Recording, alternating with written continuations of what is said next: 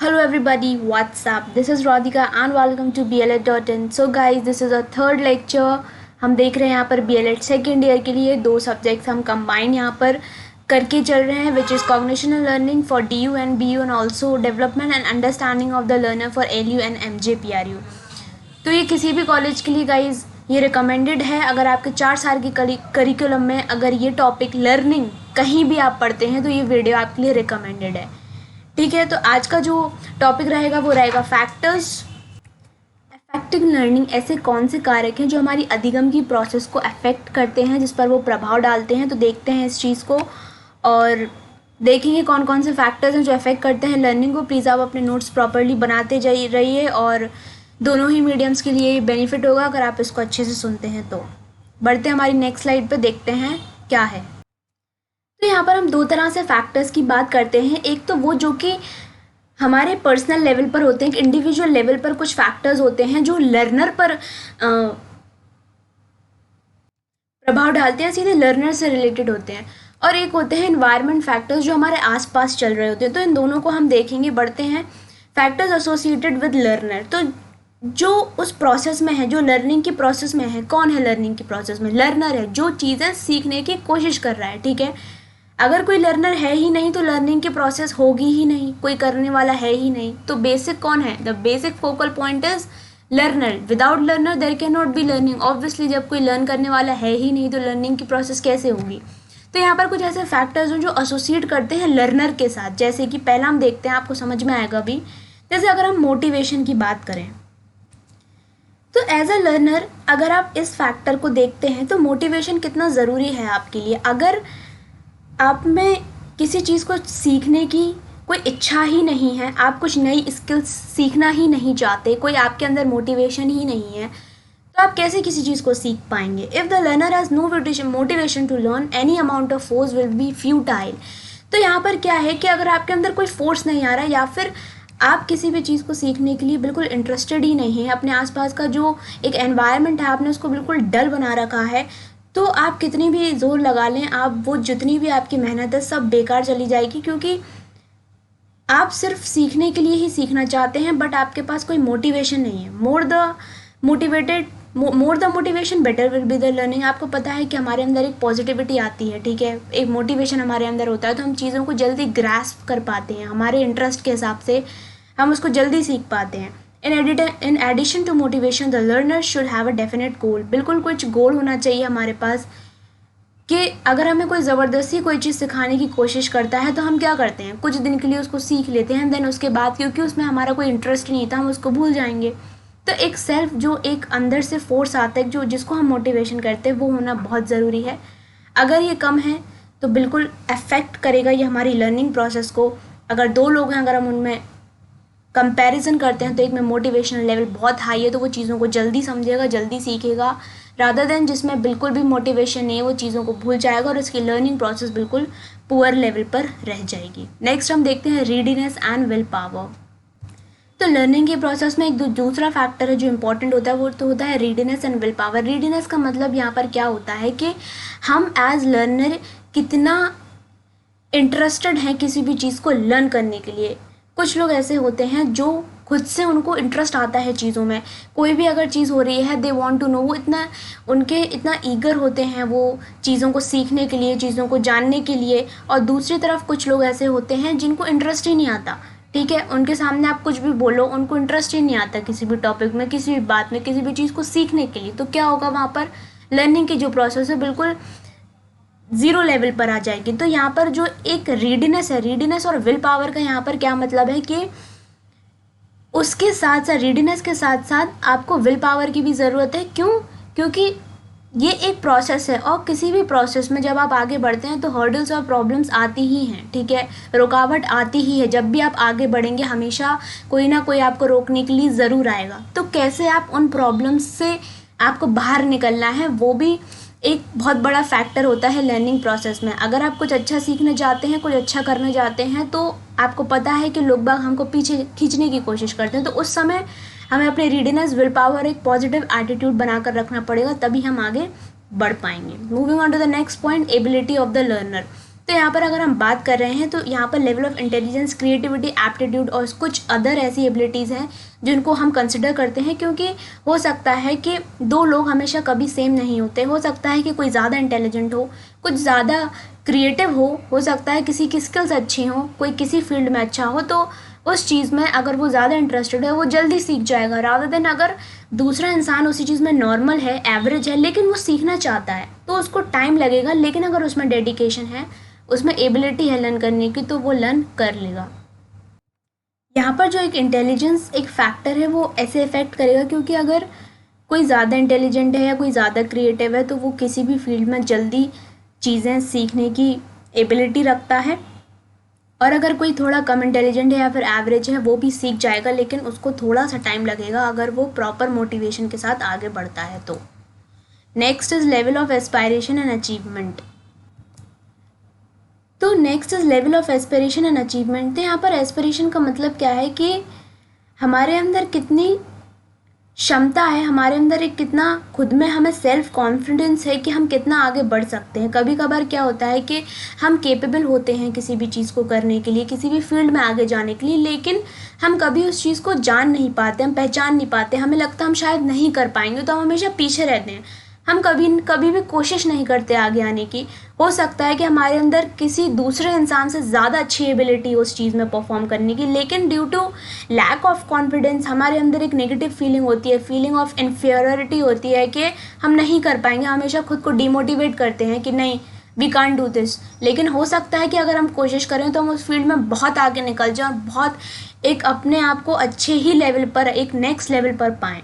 तो यहाँ पर बात होती है लेवल ऑफ एस्पिरेशन और अचीवमेंट की, कि हम कितना खुद से होप रखते हैं और कितना हमारे अंदर टेंडेंसी है चीज़ों को आगे ले जाने की।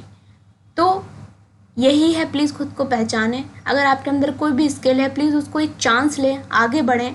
अगर फेल होते हैं तो एक बार और ट्राई करें, अगर आपको ठीक लगता है तो आगे बढ़े, नहीं होता है तो रुक जाएं, लेकिन एटलीस्ट डू ट्राई। क्या पता कि कुछ आप में ऐसे टैलेंट्स हों जो आपको बहुत आगे ले जाएं, लेकिन हमेशा due to lack of confidence आप कभी आगे नहीं बढ़ते। ठीक है। Next is attention. बिल्कुल कॉन्सेंट्रेशन बिल्कुल ज़रूरी है। अगर हम अटेंटिव नहीं है किसी भी चीज़ को लेने के लिए, या फिर अगर कोई क्लास चल रही है, फॉर एग्जांपल अगर मैं ही आपको पढ़ा रही हूँ and if you are not attentive, तो ये पूरी जो लर्निंग की प्रोसेस है this will go in vain. ठीक है, कोई यहाँ पर मतलब नहीं रह जाएगा। और एक जो आपका डिस्ट्रैक्शन है, कोई मतलब नहीं रहेगा, you are wasting your time, और एट द एंड आपको कुछ भी समझ में नहीं आएगा। तो अटेंशन बहुत ज़रूरी है लर्निंग प्रोसेस में। Next is good general health conditions of the learner. बिल्कुल जब हम फिट हैं, जब हम हेल्दी हैं, तो ऑब्वियसली हम चीज़ों को अदर लेवल पर देख पाएंगे, क्योंकि अगर हम फिज़िकली या मेंटली हम खुद ही लो फील कर रहे हैं तो फिर हम किसी भी चीज़ को सीखने की इच्छा ऑब्वियसली नहीं रखेंगे, क्योंकि पहले हमारा ध्यान हमारी हेल्थ पर रहेगा। हम वीक फील करेंगे, हम लो फील करेंगे, हमें कुछ भी काम करने का मन नहीं करेगा। तो organic defects like blindness, myopia, hypermetropia, deafness, mutism, severe handicapness etcetera will effect learning. बिल्कुल अगर कोई एक्सीडेंट्स के थ्रू जाता है या किसी को ये सब बीमारी हैं तो ऑब्वियसली उसकी जो लर्निंग की प्रोसेस है वो धीमी होती है, लेकिन अगर उसमें कॉन्फिडेंस है तो वो आगे बढ़ सकता है इनको लेकर भी। ठीक है, क्योंकि कुछ भी इम्पॉसिबल नहीं है गाइस। आप बहुत सारे केसेस देख सकते हैं, अभी आपने देखा होगा जो यूपीएससी में एक बिल्कुल 100% जो ब्लाइंडनेस थी एक पर्सन को, उन्होंने भी 500 अराउंड कुछ रैंक हासिल करी है। तो गाइस नथिंग इज़ इम्पॉसिबल। तो इन चीज़ों के साथ भी आप आगे बढ़ सकते हैं, अपने आप को कभी आपको लो फील नहीं करना। और कुछ एडजस्टमेंटल प्रॉब्लम्स हो सकते हैं जैसे एंजाइटी, स्ट्रेस, इन्फीरियरिटी कॉम्प्लेक्स, तो ये सब भी अपनी लर्निंग की जो प्रोसेस है उसको ज़रूर अफेक्ट करेंगे। इसलिए हमारी जो हेल्थ कंडीशंस है उनको हमें बेटर रखना बहुत ज़रूरी है, तभी हम इस प्रोसेस में बेहतर आगे बढ़ पाएंगे। Next is maturation of the learner.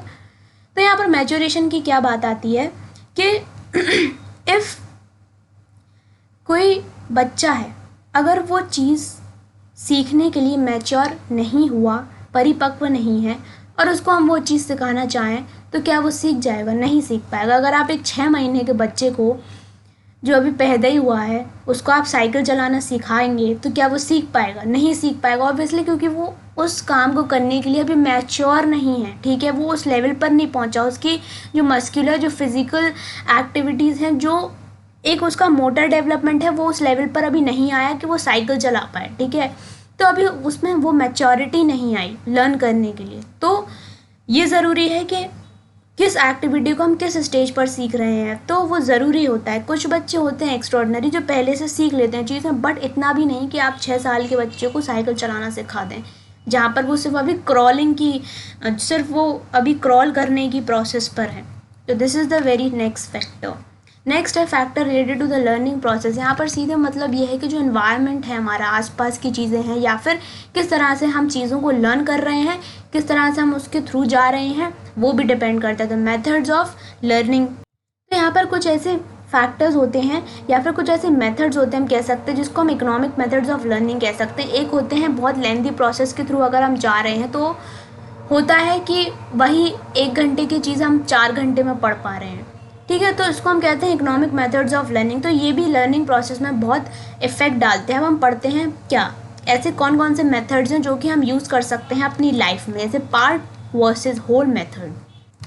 जैसा कि आपको नाम से ही समझ में आ रहा होगा कि पार्ट वर्सेस होल मेथड का मतलब क्या होता है कि ज़्यादा इफेक्टिव, आपको पता है, आपने सुना भी होगा कि अगर ये आप अपनी लाइफ में भी अप्लाई कर सकते हैं कि अगर आप कोई भी चीज़ को पढ़ रहे हैं, कोई भी टॉपिक पढ़ रहे हैं, तो आप उसको प्लीज़ पार्ट्स में डिवाइड करें। अगर वो टॉपिक बहुत लेंदी है, जैसे कि हम यहाँ पर कर रहे हैं, अभी हमारा 3rd लेक्चर है लर्निंग का ही, क्यों हमने इसको पार्ट्स में डिवाइड किया? सो दैट जो आपकी लर्निंग की प्रोसेस है वो इफेक्टिव हो, आप बोर ना हो, आपको ये चीज़ ऐसी ना लगे कि नहीं अब बस अब नहीं पढ़ना। तो इसलिए इसको पार्ट्स में डिवाइड किया गया है, सो दैट आप हर दिन एक नई चीज़ पढ़ें, एक नया टॉपिक पढ़ें और उसको आप अच्छे से समझ पाएँ, और पीछे वाले जो भी आपने एक्सपीरियंस लिया है, जो नॉलेज ली है, उसको इसके साथ जोड़ सके। तो पार्ट वर्सेस होल मेथड आप अप्लाई कर सकते हैं अपनी स्टडीज़ में भी। अगर कोई चीज़ बहुत लेंदी है तो आप उसको पार्ट्स में डिवाइड करके पढ़ सकते हैं। तो this will be an effective method of learning. Next is spaced versus unspaced method.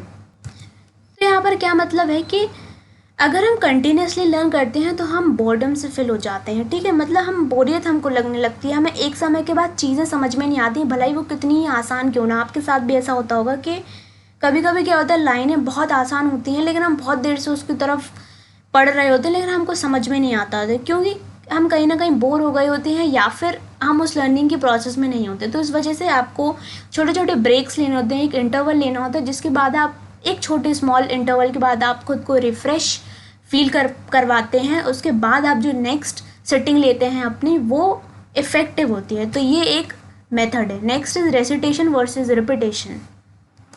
तो next is recitation and repetition. तो यहाँ पर आपको पता है कि अगर हम किसी चीज़ को, कोई भी लेसन है, अगर उसको ज़बरदस्ती हम रोट मेमोराइजेशन कर रहे हैं या फिर उसको रटते चले जा रहे हैं, उसका रिपीटेशन एंड रिपीटेशन करते चले जा रहे हैं, तो आपको पता है कि चांसेस बहुत होते हैं उसको भूल जाने के। इसलिए मैं भी आपसे ये कहती हूँ कि चीज़ों को प्लीज़ समझने की कोशिश करिए, ना कि उसको रटिए।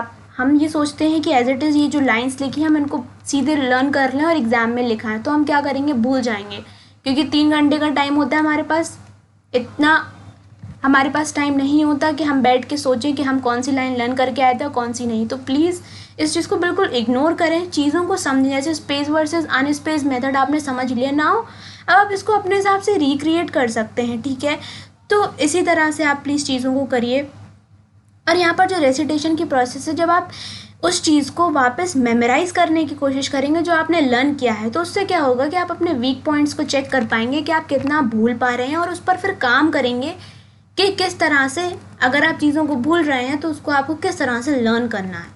तो ये वाले प्रोसेस हैं जो इकोनॉमिक मेथड्स हम कह सकते हैं लर्निंग के लिए, जो कि हम यूज़ कर सकते हैं अपनी लाइफ में भी और अपने लर्निंग के जो प्रोसेस में, जो कि हम सब्जेक्ट्स भी लर्न करते हैं। अगर कोई टॉपिक लर्न करते हैं तो या समझते हैं तो उसमें हम इसको यूज़ कर सकते हैं। Next is over learning. Is experimentally prove that over learning helps better learning and memory. तो यहाँ पर ओवर लर्निंग का मतलब आप उस नेगेटिव उससे नहीं हमको लेना है कि ओवर लर्निंग का मतलब कि हमने ज़्यादा लर्न कर लिया। ज़्यादा लर्निंग का मतलब नहीं है, यहाँ पर मतलब है कि आप कितना चीज़ों को रिविजन कर रहे हैं, क्योंकि आप ज़्यादा रिविजन, जब हम किसी चीज़ को, एक टॉपिक को एक बार पढ़ा और जब हमने दोबारा उसको पढ़ा तो क्या होता है, वो चीज़ें स्ट्रांग हो जाती हैं, वो टॉपिक हमारे दिमाग में बैठ जाता है और हमको समझ आ जाता है। एक बार में कभी कभी समझ नहीं आता तो हम उसके रिवीजन के लिए क्या करते हैं, थोड़ा लर्न करते हैं बार बार, सो दैट वो चीज़ हमारे दिमाग में क्या हो, बनी रहे। Repetitive revision is required. Knowledge of result as feedback. तो यहाँ पर हमें एक चीज़ ये भी बहुत ज़रूरी होती है कि जो हम लर्निंग प्रोसेस में हैं तो हमने कितना लर्न किया। तो क्या होता है स्कूल में, कॉलेजेस में क्या होता है, टेस्ट होते हैं, एग्ज़ाम होते हैं, इंटरव्यूज़ होते हैं, वेरियस फॉर्म्स ऑफ असेसमेंट और एवेल्यूएशन की जो प्रोसेस चलती है, क्यों चलती है? इसलिए कि वो हम उसके थ्रू जान सकें कि हम कितने लर्निंग की प्रोसेस में रहे हैं थ्रू आउट, कितना जो कंटेंट था हमने लर्न करा, या फिर कितना हमने उसको समझा, कितना जाना और कितना अप्लाई किया। ठीक है, तो this is very much important कि हम सिर्फ लर्न करते चले जा रहे, लेकिन हमें खुद पता नहीं कि हमें एट द एंड आया कितना। उसकी वजह से ही फीडबैक हमारा लिया जाता है। जो नॉर्मल करिकुलम में हमारे टेस्ट होते हैं, जो एग्ज़ाम्स होते हैं, वो क्यों होते हैं? इसलिए कि हमने कितना सीखा, कितना साल भर में हमने क्या सीखा, क्या नया हमने खुद के लिए क्रिएट किया।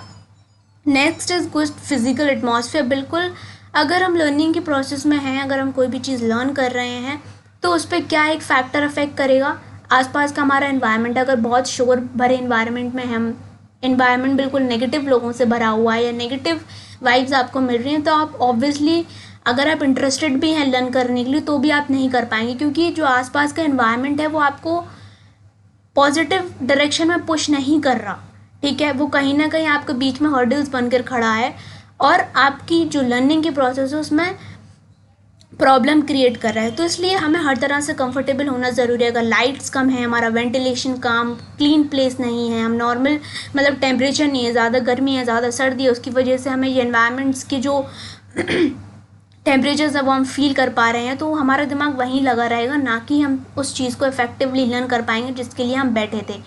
इवन फर्नीचर्स तक, यस गाइस, बिल्कुल, क्योंकि अगर हम कोई भी काम करते हैं, हमारी टेबल चेयर्स होती हैं, कभी कभी आपने देखा होगा कि हम कंफर्टेबल पोजीशन में नहीं हो पाते, हमारा पूरा दिमाग वहीं लगा रहता है, लर्निंग में बिल्कुल नहीं होता और एक इफेक्टिव एनवायरनमेंट हम लर्निंग का नहीं बना पाते अपने आसपास।